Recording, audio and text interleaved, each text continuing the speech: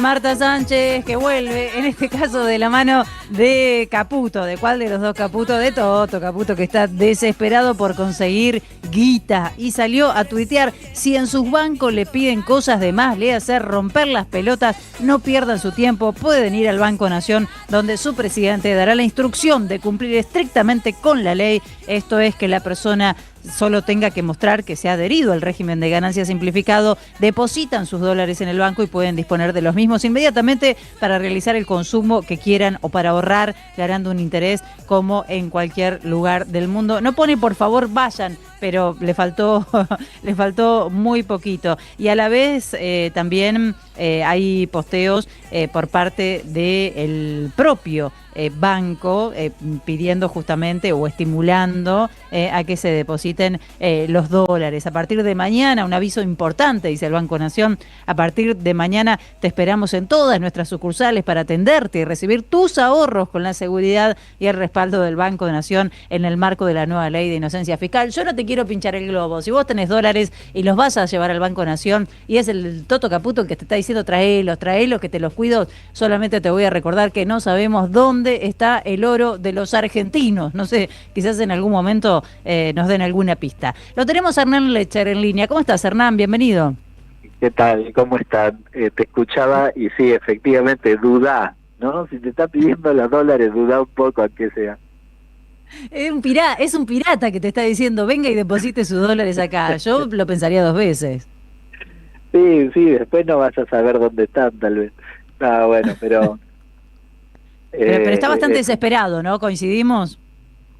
Sí, me parece que esa, más allá del chiste, me parece que ese es el motor principal de la decisión que impulsó el gobierno con lo de inocencia fiscal. Yo te diría que tiene dos grandes aristas. Una es justamente la de hacerse de dólares. La segunda es que tiene un rango de ingresos para los que se pueden beneficiar que es francamente muy amplio. Cuando vos mirás que el tope para ingresar es de 1.000 millones de pesos como flujo anual de ingresos, bueno, es un tope muy alto. Mirá, debajo de 200 millones tenés el 99,7% de la gente. Es decir, solo te queda el 0,3%, pero no en ese arriba de 1.000, entre 200 y 1.000 millones.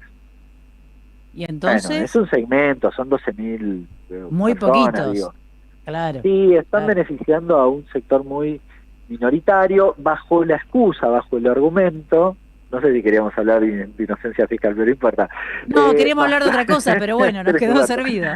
Bajo la excusa, yo lo escuchaba, viste, algunos funcionarios y demás, que te dicen, bueno, vos sos un trabajador que te descontaron de ganancias, y bueno, y como tenías dudas, con tu ahorro fuiste y compraste dólar blue, bueno, ahora podés depositarlo si nadie te va a decir nada.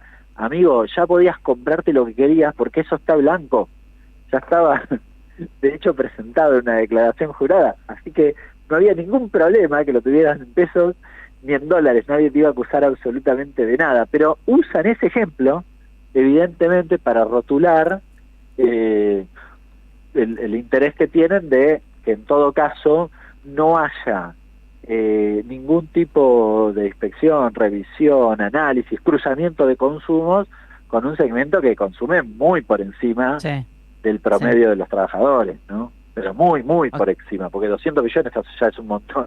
No, muy por encima de eso. Sí, no conozco a nadie que esta mañana haya ido al banco a dejar sus dólares ni que esté planeando ir en la semana, pero no, bueno, es ahí una cuestión tienen que tiene además que ver con mi círculo. Un problema que esto se discutió en la otra vuelta cuando ellos plantearon lo del dólar colchón, que es esto mismo, que es que no hay perdón de digamos de los incumplimientos previos. Lo que hay es una decisión de que la AFIP no revise o no utilice los consumos para revisar hacia atrás y presumirte además inocente por definición. Pero eso no te exime de que puedan de hecho controlar, lo dice la misma norma, que si surge algún a partir de algún control o por alguna razón que en mi declaración jurada que me hizo la AFIP aparece una divergencia superior al 15% porque aparecen facturas apócrifas, estoy pensando, supongamos que hay una investigación X de alguien, no sé qué, y aparece un montón de facturas o se descubre que eran facturas truchas. Y varias veces yo la tenía en mi declaración jurada. Bueno, se me cae este beneficio, eso es lo que dice la norma, y ahí sí me pueden efectivamente controlar y corregir. Así que no hay un tapón fiscal como sí hay en el blanqueo, no es un blanqueo. Bien, bien, está bien la aclaración. Bueno, estamos escuchando a Hernán Lecher. Te cuento que mientras estás charlando acá, te llegan muchos mensajes. Que vuelvan las plazas con Lecher, dice alguien por acá. Bueno, Vamos a montón. volver, lo agendé para el 2026, me interesa mucho volver a hacer eso. Ah, mira vos. Más de Bueno, hoy plazas no porque hace mucho económicas, tal calor. Si vez. vas a volver, que no sea Ay, hoy no, ni no, esta semana porque está bravísimo. lo Hernán, dejemos no, para otro queríamos clima. hablar, está Jair Sibel en el estudio, queríamos hablar sobre todo de estos dibujos del INDEC, ¿no? Esto que a muchos le genera ruido, como que la inflación está baja, como que los salarios se recuperaron. Yo citaba un titular de La Nación hoy que habla de la recuperación de los salarios, que viene el caso, no me quiero ir otra vez del tema, pero dice el ingreso familiar aún está 14% por debajo del año 2015 y habla de una recuperación igual, ¿no?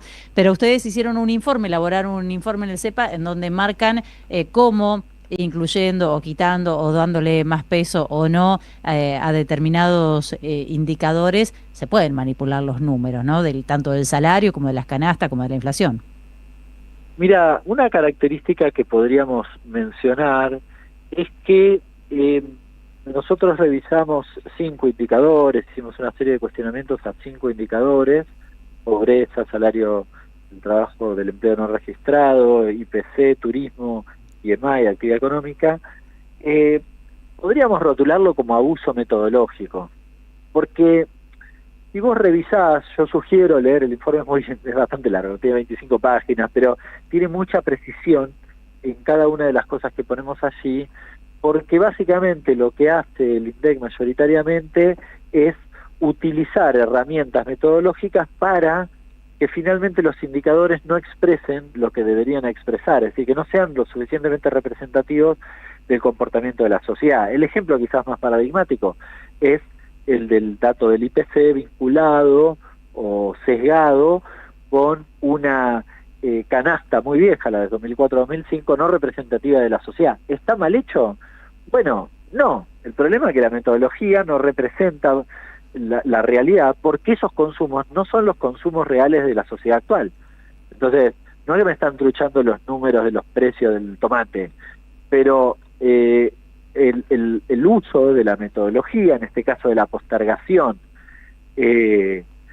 reiterada de una encuesta de hogares que además tienen disponible, porque tienen la del 17 y 18, a sabiendas de que hubo modificaciones sensibles en el comportamiento, particularmente de los servicios y el transporte, y sabiendo además el efecto que eso tiene sobre el indicador, la decisión de postergar esa aplicación metodológica es esencialmente una decisión política, y podríamos rotularlo una decisión política de abuso metodológico, que en concreto en ese indicador significa una medición de 11 puntos menos desde que asumió Milei para acá en materia de precios, ¿no?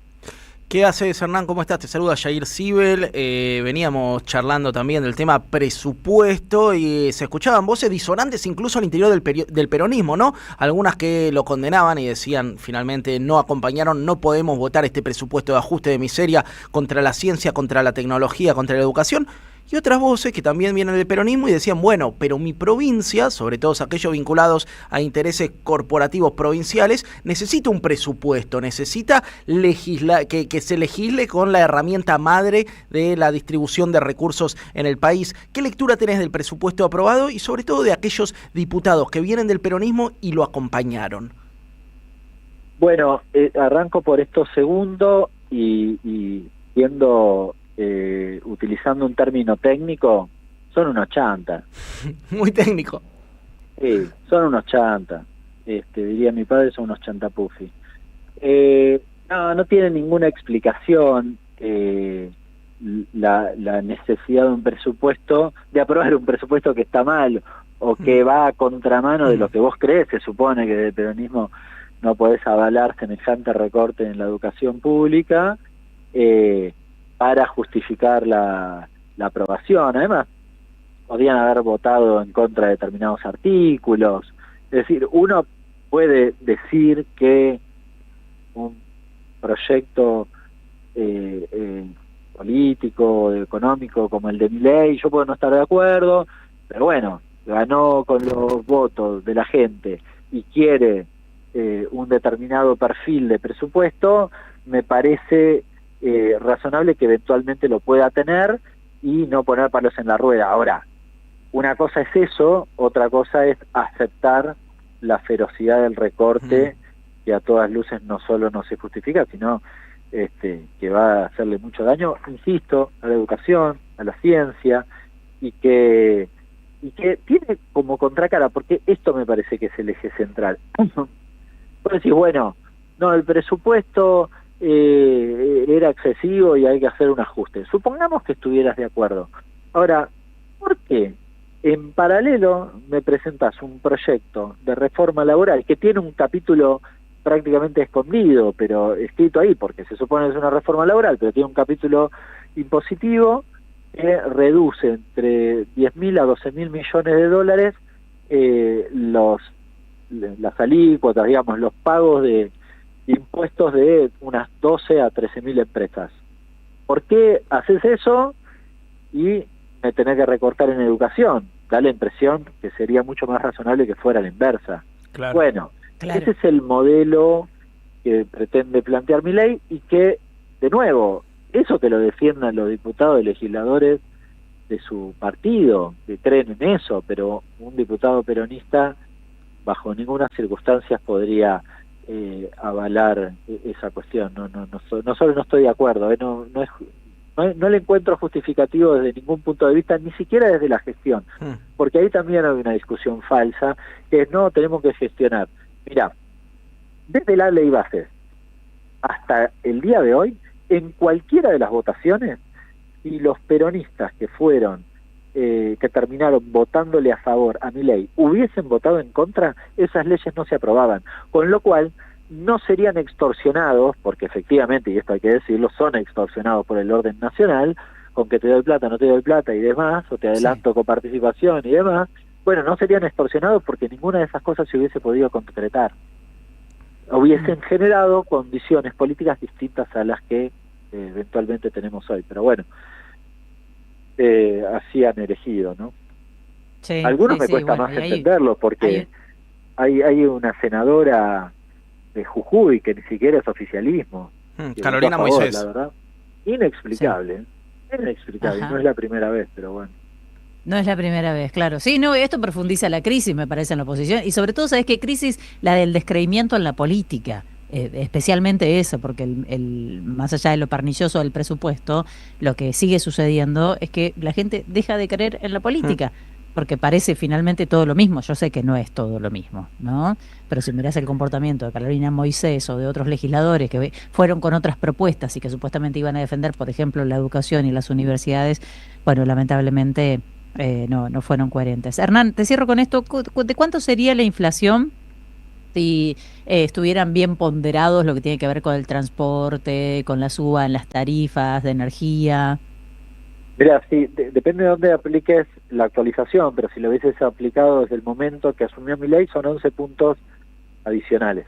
Con lo cual, uno puede decir, 11 es mucho, poco. Bueno, piensen que el salario del empleo registrado privado se cayó 10 puntos y se recuperó 10 puntos. Bueno, no se hubiese recuperado.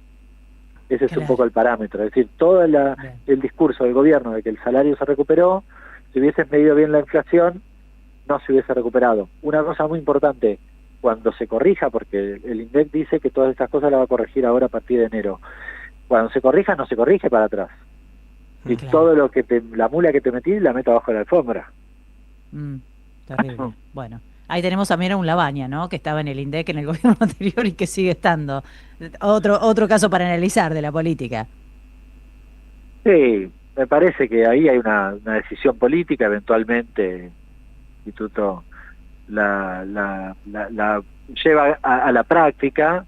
Nosotros en el informe somos muy precisos en dónde están los errores y las correcciones que deberían haber hecho. Pasó por muchas manos ese informe de gente que además sabe mucho de este tipo de cuestiones Y lo digo porque también, viste, alguno del otro lado, ahora le pegan al INDEC, no sé qué. Bueno, ahí tienen las explicaciones concretas. Y hago una última aclaración, Dale. porque varios, ya, con lo del IPC, nosotros lo venimos diciendo hace 1 año y medio. Y miren, nos acusaban hace 1 año y medio, decían, en el gobierno anterior no dijeron nada.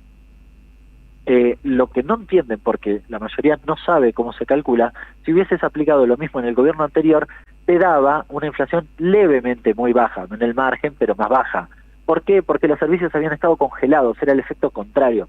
Y es tan estúpido el argumento de querer contraargumentar con lo que planteamos que se pisa solo. Pero bueno, por eso sugiero leer todas estas especificidades. Yo sé que quizás es tedioso, pero es interesante para que no te engañen. No, y está bien planteado, como lo hacen ustedes, es accesible para los que no somos economistas. Gracias, Hernán, te mandamos un abrazo. Abrazo grande. Hasta luego. Estamos escuchando a Hernán Lecher. Bueno, tenemos un montón de temas para hablar con Hernán siempre, pero insisto, es interesante este informe del CEPA. Si quieren ir directamente al informe, ahí se van a sacar varias dudas con respecto a lo que pasa con los números, con las estadísticas. Mientras tanto, lo que no frena, Jair,